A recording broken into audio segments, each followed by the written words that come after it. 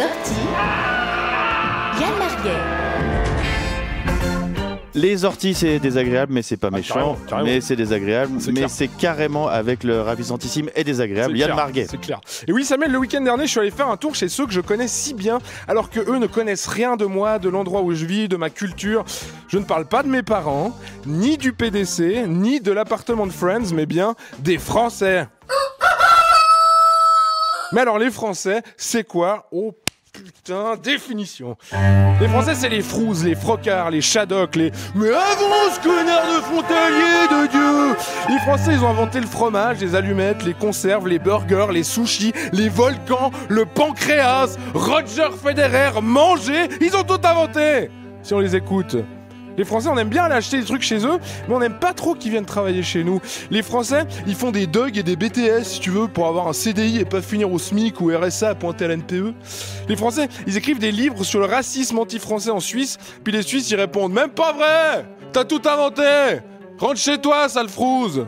Les Français, ils ont toujours un béret, une moustache et une baguette de pain. Pas du tout, américain de merde. Les Français, ils ne comprennent pas ce que tu dis. Une shop de bière. Ah, une shop de bière. Non, pas. Ma mère est française. Voilà. Comme ça, j'ai posé ma caution. En Suisse, c'est un peu l'équivalent de j'ai un ami noir pour un député les Républicains. Ma mère est française. Ah non, parce qu'ils nous écoutent. Ma mère, déjà. Bisous. À Lyon, l'autre jour, ils m'ont reconnu. Puis regarde à la RTS. Je veux dire, c'est le 102e département français, là. TJ-sur-Seine, Fra en rouge, le Loir est trop cher, j'en sais rien. Il y a que des frouses et des valaisans, mais bon, c'est un mélange entre des ch'tis bourrés et des indépendantistes corses, alors ça revient au même. Ah non, c'est pas sur des œufs qu'on marche, là, mon petit Samuel. C'est sur des crânes de bébés. Avec des patins à glace. Bourrés. Ceci étant dit... On vous aime pas, quoi. Qu'est-ce que je vous dis? On ne vous aime pas. Voilà, vous avez bien vu. Dès que vous vous pointez vers un groupe, salut, je viens de Saint-Baptiston dans la Meurthe-et-Fougères, je viens de m'installer en fait. Est-ce que je peux me poser vers vous, tiens? Nous, c'est la terreur, c'est Jurassic Park. Nous, on entend ça. Et comme dans Jurassic Park, on réagit comme ça. Ne faites plus un seul geste. Sa vision est basée sur le mouvement.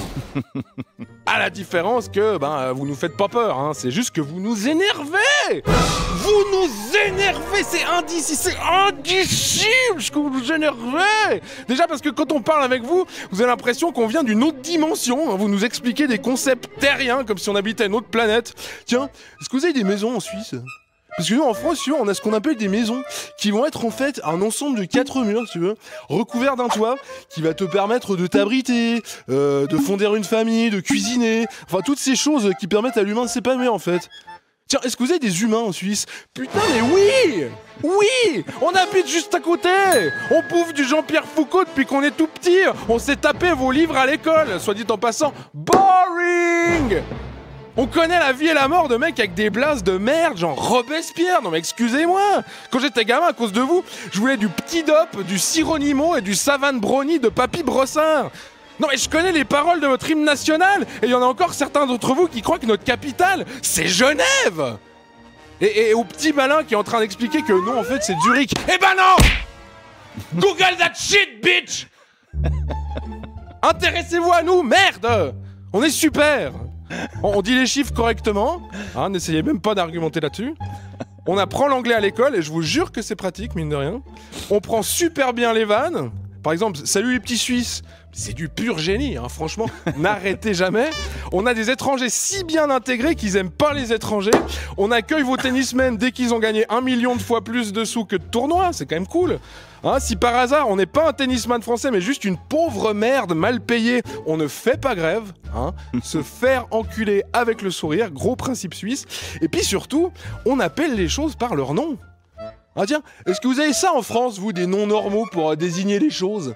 Non, parce que nous, en Suisse, si tu veux, on a compris que les usagers avaient généralement plus de 8 ans. Du coup, chez nous, un pass Navigo, ça s'appelle un abonnement de train. Voilà. Une carte bleue, une carte bancaire.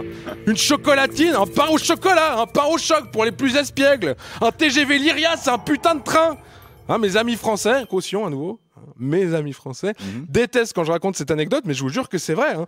Un jour où j'avançais dans le parking du Paléo, il y a une voiture qui s'arrête vers moi et qui me demande « Excusez-moi, on cherche l'entrée du Festicamp !» Le quoi, je dis ? Bah le Festicamp ! Le camping du festival !